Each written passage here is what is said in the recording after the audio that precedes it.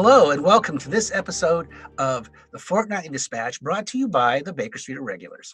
I'm Steve Doyle and I'm your host. I'm very excited about speaking to our guest this time. You know, in the past, last season and other episodes, we've spoken to guests with the goal of introducing someone that I personally know and think that our viewers would find interesting, as well as talking about other subjects and of Sherlockian interest. But I'm kind of cheating a little bit this time. This is an interview with someone who I do know, but not well, and I want to get to know her better. Our guest today is Jay Ganguly, who is coming to us from India and is a member of the Sherlock Holmes Society of India. It's very exciting because of technology. We can have people visit our show from around the world, and it's kind of a demonstration of how our hobby is gone international in a true sense with no borders. And so I'm very much looking forward to it. So without any further ado, let's just get on with it. Hi, Jay. Welcome to the show. I want to really thank you for joining us today. This is very exciting because I know that you are coming to the show from a very long way away. So where are you coming from today? I'm coming from India, and this is the eastern part of India. It's a small town called Patna. And India is, so we're like 10 and a half hours apart here. Is that right? Do I have that right? Yes. Yes, we are. That explains why I'm always jet lagged for BNI, right? Oh, I don't know how you do it. Yeah. My gosh, that's ridiculous. Seriously, I don't know how you do it. So, Jay, I'm really happy to have you on the show today. I've known you for, I think, like 5 years, I think, when you showed up at a party we were throwing in New York. And yes, that was great. And oh yeah, it was. and so I've known you sort of socially in the Sherlockian circles, but I also thought this would be a great opportunity to get to know you better, as well as for all our viewers too. So that's great. So now I always like to start also, one of the things that I've found to be very informative for viewers is to talk about when and how you found Sherlock Holmes and what drew you to this hobby. So tell us a little bit about that. All right. So, like a lot of Sherlockians, I discovered Sherlock Holmes when I was 12 years old.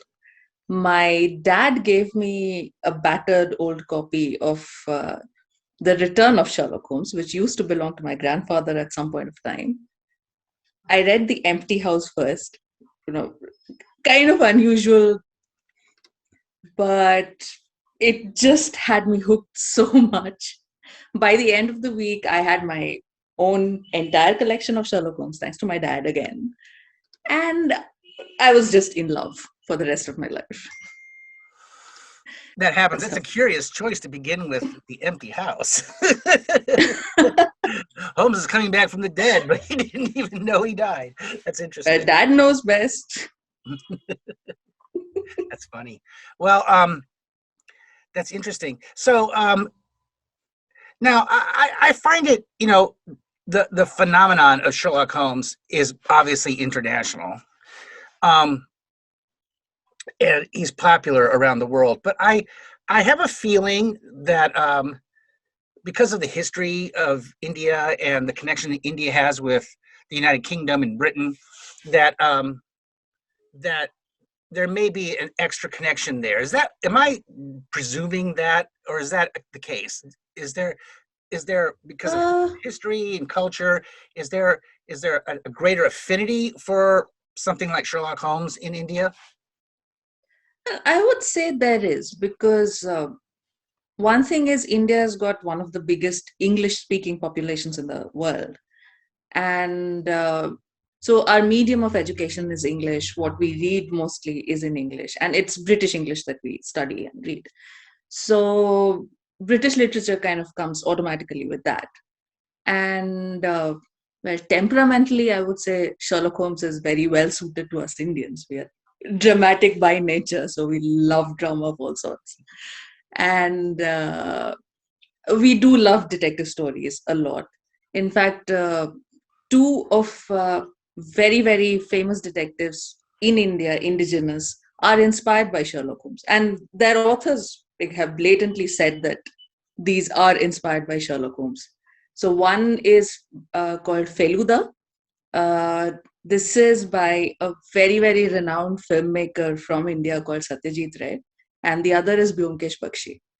So we have huge fan followings of detectives in general. And of course, Sherlock Holmes is the pioneer of all detectives for us. It's so interesting. The I find that that when how do I put this? For instance, like here in America, obviously, Holmes is English, British, and yet here in America, obviously, we fully, like he's ours, right? We love him, so we took him on, and and um, and we have our own. And I think when there's that really heightened, it feels like when there's that really heightened embrace of Holmes, you get things like other characters that are completely inspired by Sherlock Holmes. We've got Solar Ponds, and we've got a lot of TV detectives that have been inspired by Sherlock Holmes. And so I'm not sure that happens everywhere, but I know that, maybe like in America or India, I think that's an interesting phenomenon. So, Oh, yes. So I know that okay, obviously in England, there's the Sherlock Holmes Society of London. And here in America, we've got the Baker Street Irregulars and countless science societies all across the country. Talk about the fandom, Sherlock Holmes fandom in India, and how it manifests and how it expresses itself? Because I'm not very familiar with it. I know you, but I know that you are a member of an organization. But talk a little bit about how that enthusiasm and fandom can manifest itself there. Right. So we have a Sherlock Holmes Society of India. It's a national society. It's been around since 2003. I discovered it in 2013, so that's a separate story. But it's been around since 2003, and it's a national society. So we have members from all across the country and also all across the world. So we are primarily an online society. We have about 2,200 co-members. We have a biannual publication, which is my baby and that I'm insanely proud of. That's called Proceedings of the Pondicherry Lodge. It's an e-magazine which has a summer issue and a winter issue. So 1st of June and 1st of December. So, right. So we have that. We tried having annual meetings in different parts of the country. So we had 3 of them, each in a city which had some canonical significance. But it's kind of difficult to get so many people from around the country to travel and stuff. So that didn't work out. So it's temporarily suspended. Of course, now with the COVID and all, we don't know if we're ever going to have it back again. Yeah. So that annual meeting doesn't really happen. Recently, during the lockdown period, we have acquired a brand new quiz master who's really, really good. So, and he's the most regular person in the society right now. So we have regular quizzes. But 2,000 members, that's huge. I mean, that is really a large membership. Right. But all of them are not co-members. Co-members would be around 200. So what's the difference? Most are just like casual members. Okay. So the core members actually form a part of this Google Groups community and actively participate in discussions. The other bunch is more like Facebook types. They'll just come in once in a while, leave a comment or have a casual chat and then go away. Anyway, our membership is free, so anyone is welcome. I see. So even I could join. Yes, of course. All right. Put that on the to-do list. We can give you like some nice fancy designations if you want. Oh, I would love that. Oh, I'm in. Okay. Count me in. We do have a few patron members. honorary patron members. Oh, that's really interesting. So, uh, so it's a pretty active. I know it's online, but that doesn't mean it sounds like it's very active and a lot of enthusiasm for the subject. I think that's amazing. I remember the first time. I think the first time I met you, was I don't know a couple of Minnesota conferences back. I can't remember, but I just remember. I think it was Minnesota, but anyway, and correct me if I'm wrong about this. I remember there was this table in the back of the room where all the dealers and vendors and stuff were, and it was Sherlock Holmes Society of India, and I was like, what is this? What's this? And I remember you had a beautiful. I think you had some printed piece about the club, and Right. yeah, and it was there was kind of a buzz about it. It's like, wow, this looks really great, and so I don't know. I've always remembered thinking, wow, they showed up happening. I mean, Uh, that was well, great. we do have a beautiful logo or a brand. It was designed by a Czech Sherlockian artist called Petra Kopla. So, who's a friend and a brilliant Sherlockian. He has graphic novel series of Sherlock Holmes. It's beautiful. So he designed the Sherlock Holmes Society of India brand that I keep flaunting everywhere. So the BSI dinner package, that big file, I would have given at Mhm. some point of time. So yeah, that's what he made. We love that. It's just gorgeous. I do remember it is really nice.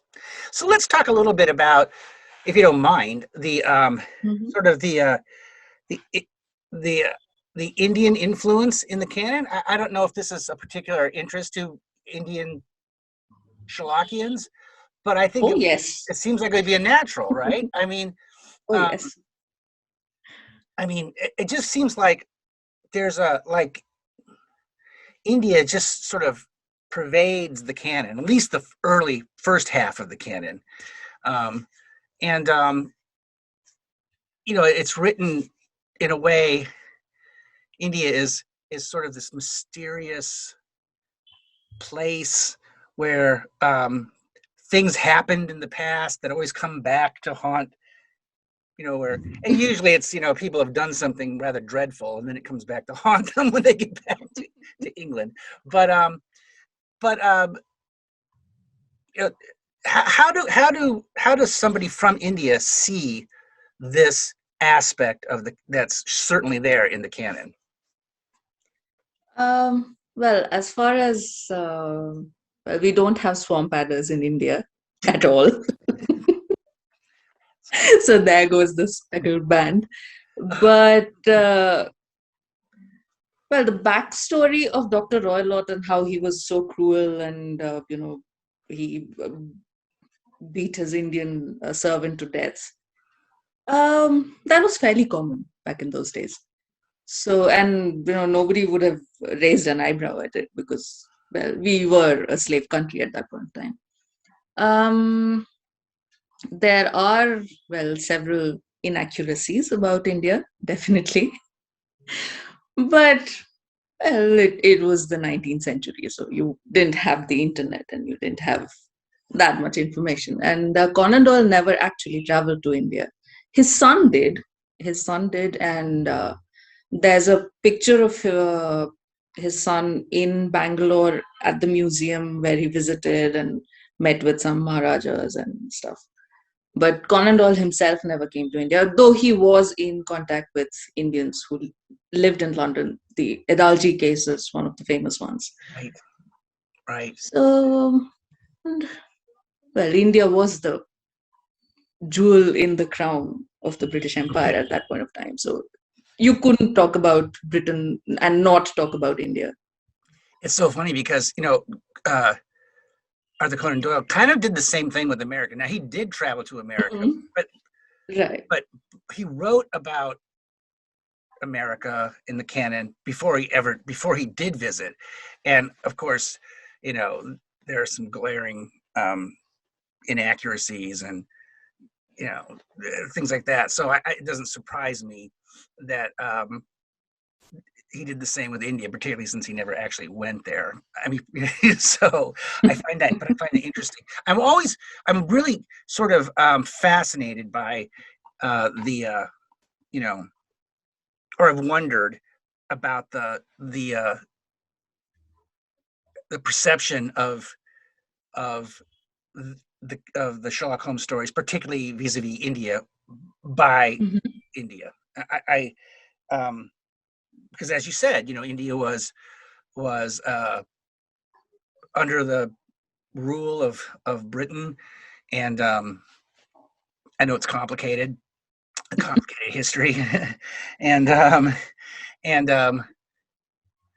so I've always wondered, do Mhm. Indian Sherlockians read this and have a lingering resentment, or are they kind of bemused by it, or are they just kind of like roll their eyes, like, I mean, I've always wondered if there was, what that perception would be like for someone like you, for instance.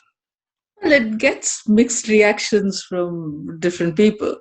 So the historians would be quite finicky about it. In fact, we have one of our stalwart members is a historian, and we keep hearing from him on how this is inaccurate and how could someone write this. But in general, we quite enjoy it. Most of the time, we are amused. Well, that's good to know, because some of it, like the swamp adder, right? Oh yeah. So In fact, I didn't know India didn't have swamp adders until I went back and checked. oh well, After I read the spectrum, and I was like, what kind of snake is this? we And have then I'm looking through encyclopedias and this and that. And then I find out there are no swamp adders in India. that's funny. So do you so being living in, where do you live in India? I think you might have told me, but where are you at within the country? Right. So right now I live in Patna, which is in Bihar. It's in the eastern part of the country. I have relocated twice in the last year. So the last time I met you, I was living in Calcutta, which has a lot of canonical connections.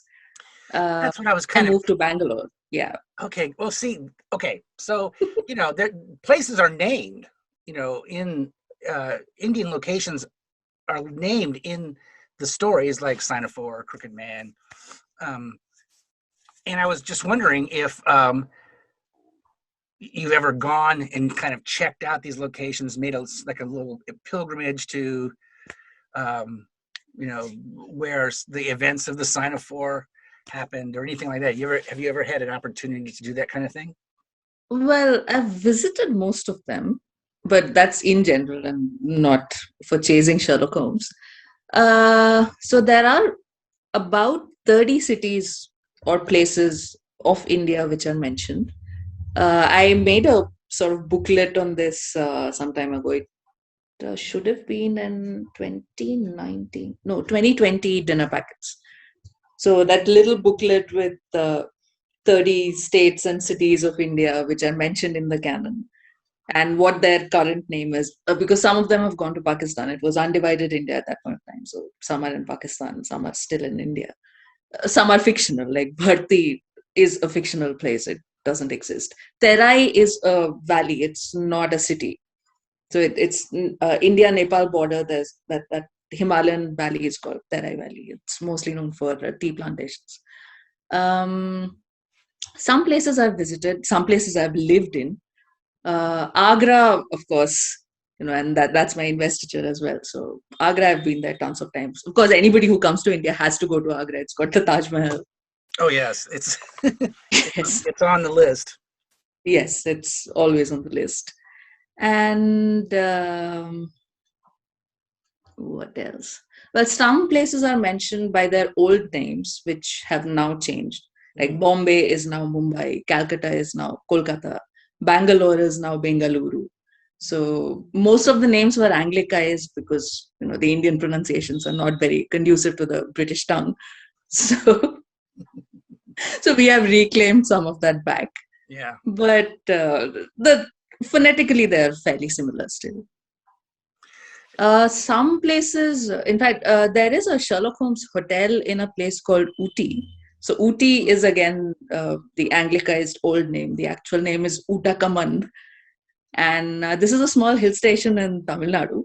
It's got a Sherlock Holmes hotel, but it's never mentioned in the canon.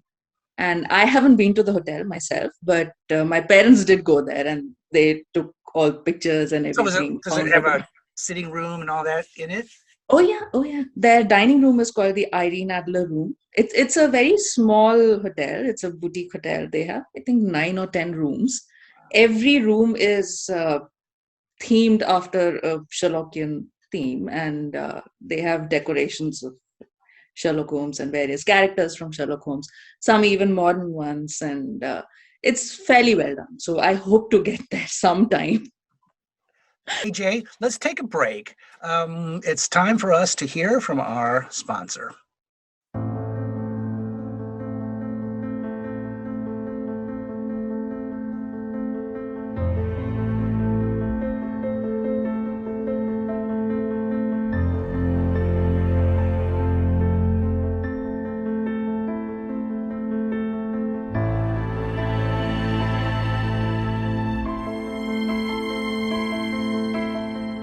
Okay, we're back. So, as we were saying, you mentioned that you're in a little while ago, you're a BSI investiture. Um, I think you were in the class of 2016. Is that right? Yes. Yeah. And so let's talk about you coming to New York and kind of coming into the larger, that sort of, the Sherlockian community outside of India. So, what led you from being an active Sherlockian in your home country and then taking that step outside to the larger world? How did that happen? So initially, it started with the Sherlock Holmes Society of India. So I signed up for it in 2013. So basically, one of the things that I always wanted to do was join a Sherlock Holmes Society. Before 2013, I was working in Mumbai. I had absolutely no time because I was working like 16, 18 hours a day in a law firm.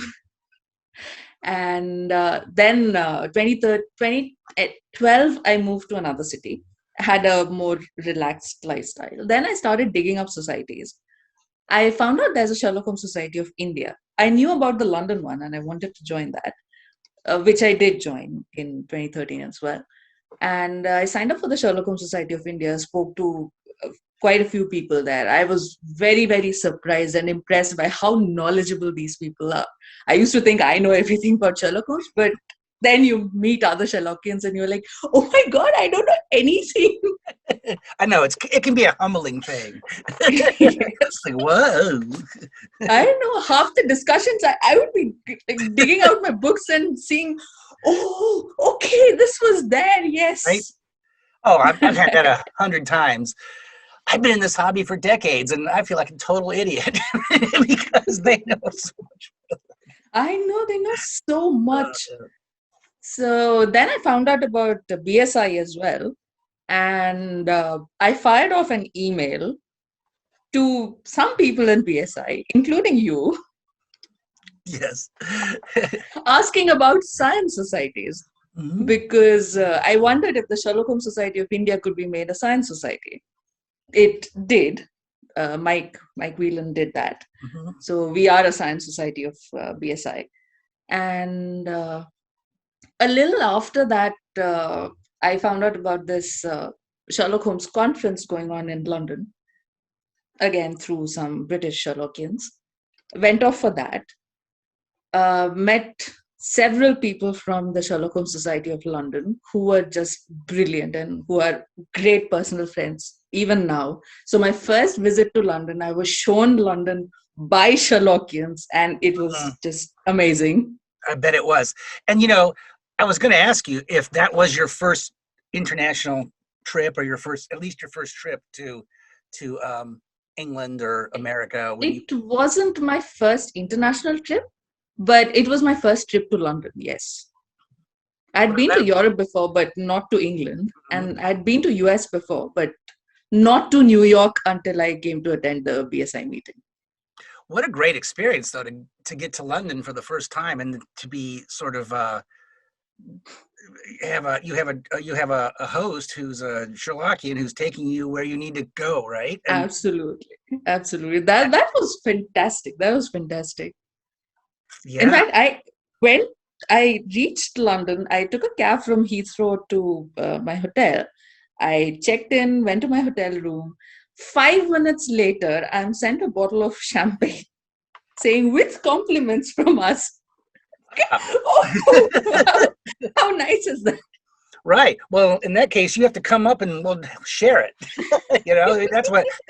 That's the invitation, right? It's like, okay, well, we're all going to go have this bottle of champagne together. That's great. That is, yeah. Yes, when I've been to London, all you have to do is just reach out to somebody and say, "Hey, I need to know about this," or "Can somebody get me in here?" And they do it. It's wonderful. Oh, yes. It's really They are terrific. lovely. It's lovely. Yeah. So let's talk about your first trip to New York. Was that in 2016? No, that was 2015. Okay. So 2015, I came for the first time. 2016 was when I got my shilling. I remember that. That was a good class. I remember that. I Oh, do yes. remember.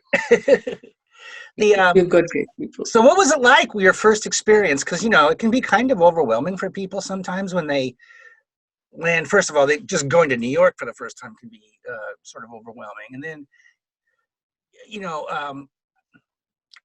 well, I went through it myself. It, When you first get there, and it's not only can the city be sort of overwhelming, but just the weekend itself. It's this massive experience going on all around you, and it can be kind of bewildering sometimes. And so, how was it for you that first year that you you landed at the airport and ended up in New York City? I actually had a great time thanks to Sherlockians again. I was taken on a trip of New York nicely, like shown all the landmarks, shown the nice restaurants, introduced to other Sherlockians. Of course, I had the British ones I still knew because I had attended the London dinner before. But others I had just corresponded over email, and it was just so nice. Everybody was so nice. So I was terrified before I went because I was like, new people, I don't know anybody. I was wondering if in the middle I would get overwhelmed. And then I was looking up tickets and thinking, maybe I should cut it down and go and visit my relatives in US earlier. But then it was just so good. I didn't want to leave New York at the end of it. Oh, I know the feeling. It's like I mean, this is a lesson for you Sherlockians out there who are viewing this who've never gone to the New York weekend, right? I mean, uh, they need to go, don't they? People need to go to this. Absolutely, Yeah, absolutely. You yeah, will not find a better bunch of people. I can give that in writing. yeah. I completely agree with you. It's always like a family reunion, and I'm not just talking about BSI because we just can't get everybody into the dinner. There's so many Right. people there, and that doesn't matter. Just go and there's so many things to do and so many people to meet and everybody's so welcoming. I just find it, I miss it this year, right? It's hard, I think, to Right. to do it. So yeah, so you came back in 2016. I remember, I think the first time I met you was we were having a sweet party for Wessex Press. Um, Yes. And Bonnie brought me along. yes, Bonnie McBird, who's been on the show, good friend of ours. Yes. We love her. But We she's lovely. oh yes, and we she calls me up and goes, "Hey Steve, I have a couple of friends. Can I bring them to your party?" And I'm like, "Yeah, yeah, sure, whatever. More the merrier." And it was you and Ellen, yes, the Ellen French from Sherlockian. France, right? And that was a good time. That was a fun party. That was It terrific. was. It was. It was. So yeah. So I So where do you think? So where does your personal interest lie in within? You know, in the Sherlockian hobby that we enjoy, there are so many things. People sometimes focus on this, or they focus on. You know, we have people who focus on chronology. We have people who focus on um, collecting, or people who focus on the sort of dramatic interpretation.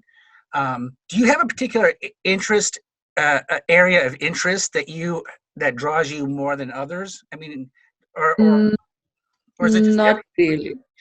really. You put Sherlock or Holmes on anything, and I will just go and grab it.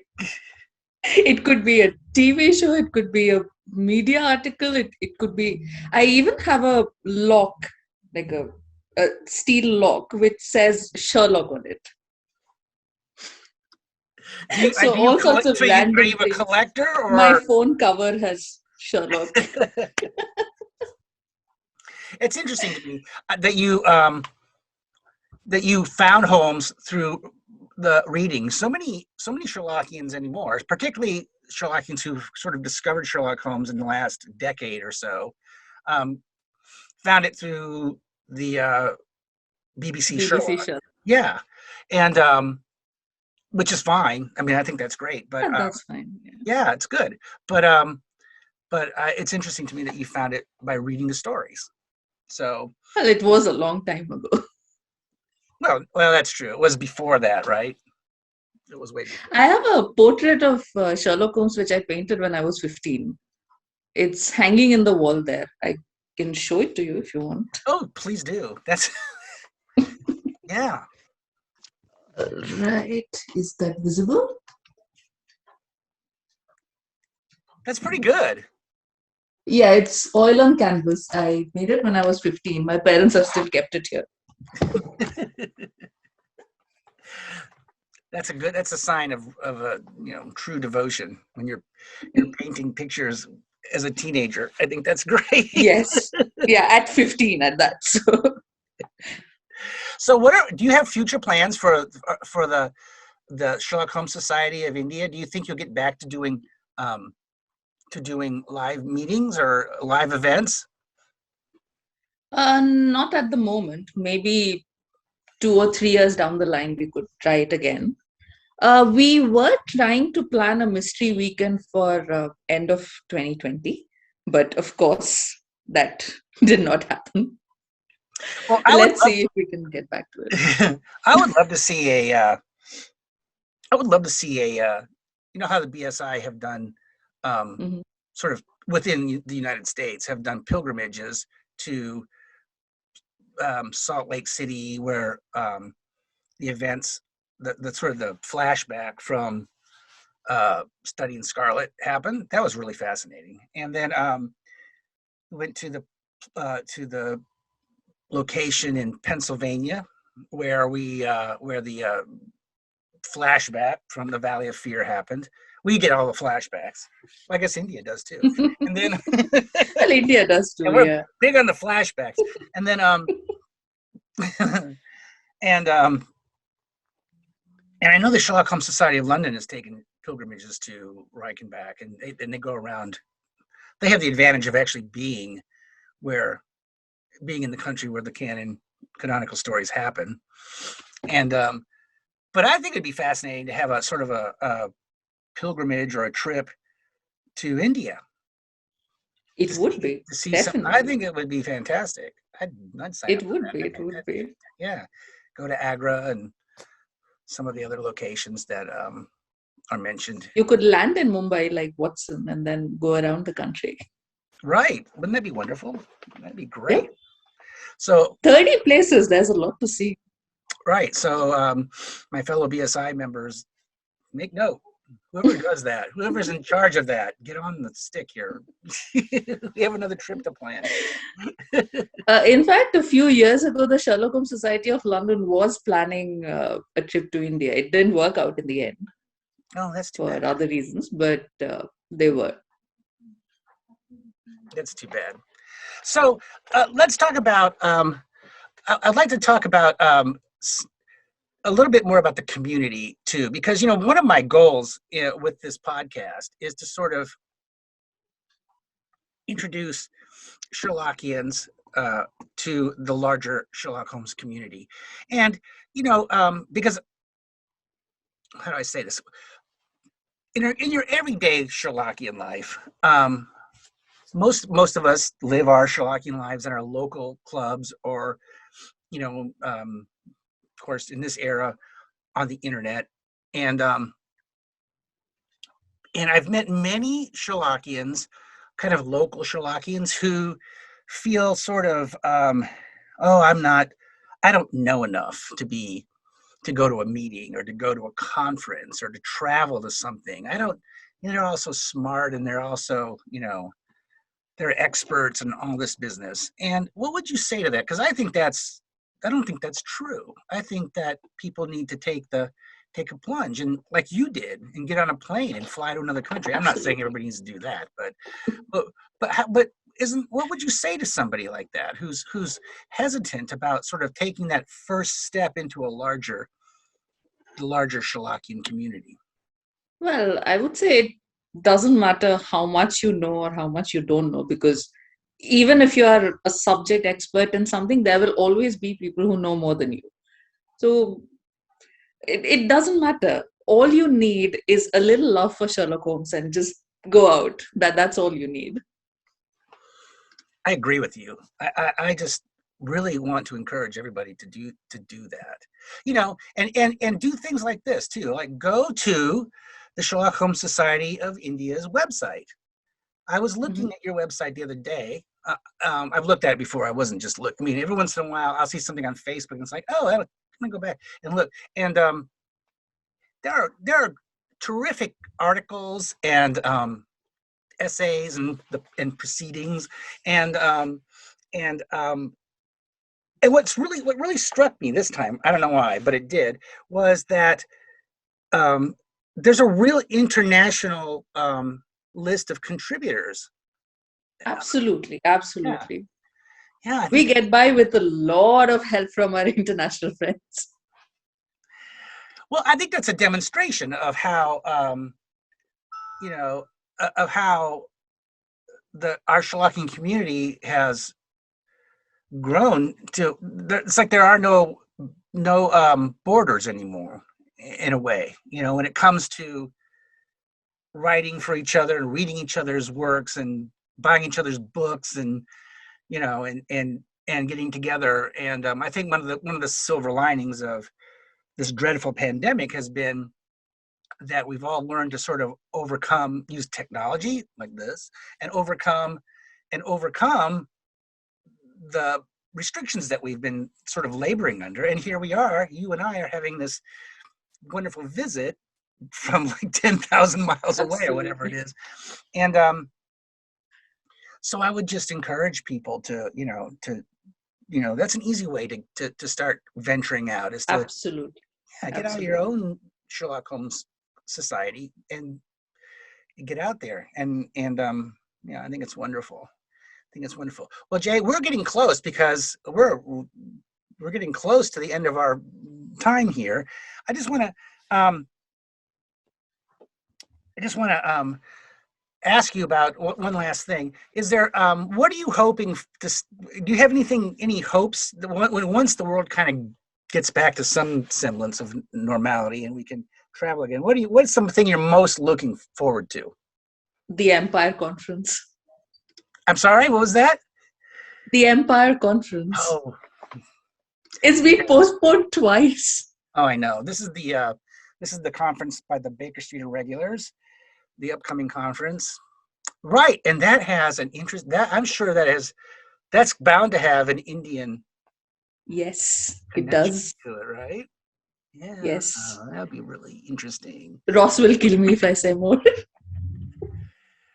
That's it, Ross. We won't let anything out of the bag.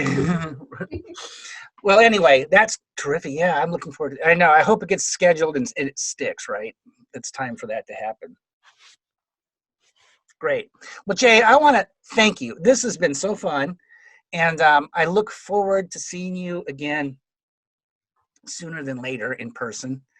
I've said that I say that to everybody I speak to, but I'm thinking that we may actually be closer to that now than, you know, in the last summer. So I'm anyway, I'm just really grateful I had a chance to chat with you, and it's been a real pleasure. All my pleasure. Pleasure is all mine, and thank you so much for inviting me for this show. I saw a few episodes, and they were so good. So I was kind of nervous. Thank you very much. It's been a joy. So I look forward to seeing you soon, and I want you to take care. And I hope to see you at the Empire Conference. Yes, let's hope so. Okay, bye-bye. Okay, bye. Have a good day. And that's it for this episode of the Fortnightly Dispatch. I want to say thanks, Jay, for coming to us all the way from India. It's a demonstration, really, about how international our hobby has become.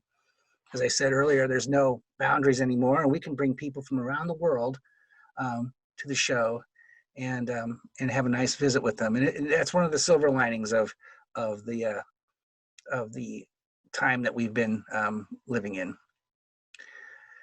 And so, until next time, before we go, I also want to say thank you for all the continued support and compliments and affirmation that you've been giving the Fortnightly Dispatch. It is not go unnoticed here, and it is very much appreciated. So until next time, I just want to say thanks, and we'll see you then.